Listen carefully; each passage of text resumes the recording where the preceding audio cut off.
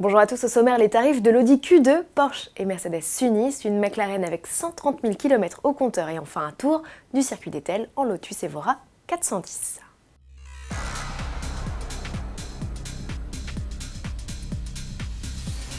La carrière du Q2 est officiellement lancée. Audi a ouvert ce 1er août le carnet de commandes de son nouveau petit SUV. Pour l'heure, l'offre se restreint à 2 motorisations et 5 finitions. Dès la fin de l'année, le catalogue s'enrichira de nouvelles versions avec notamment un 3 cylindres essence de 116 chevaux ou une version vitaminée de plus de 200 chevaux. Mais revenons-en aux tarifs. Comme prévu, Audi ne fait pas de cadeau, mise à prix 26 500 € avec le TDI 116 chevaux. Comptez 26 900 € avec le TFSI de 150 chevaux. Deux versions d'office équipées d'une boîte manuelle à 6 rapports. La boîte S-Tronic à 7 vitesses est facturée 2100 € de plus sur la version essence. Comptez 34 800 € minimum en diesel avec au menu 190 chevaux et 4 roues motrices. De série, le Q2 embarque 4 vitres électriques, 6 airbags, un autoradio CD avec connexion Bluetooth et une climatisation manuelle. Mesquin à ce niveau de prix.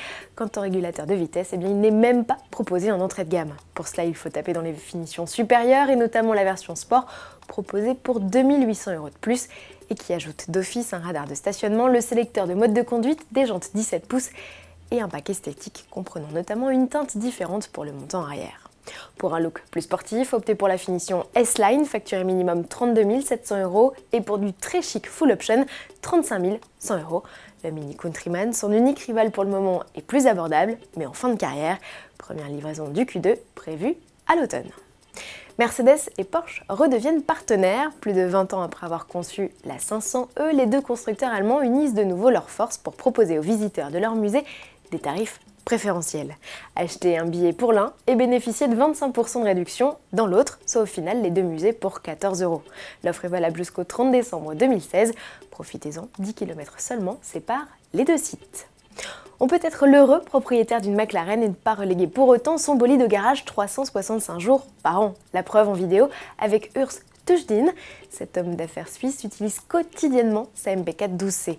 De rendez-vous en promenade, il ne quitte plus le baquet de sa sportive au V8 biturbo de 625 chevaux, tant et si bien qu'elle compte déjà plus de 130 000 km au compteur.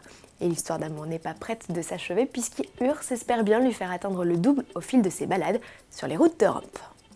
Terminons cette édition avec une autre sportive, l'Evora Sport 410. La nouvelle création des ateliers Lotus est allée se décourdir les soupapes sur le circuit de la firme à Etel. Allégée comparée à son aîné, l'Evora 400, elle fait 70 kg de moins.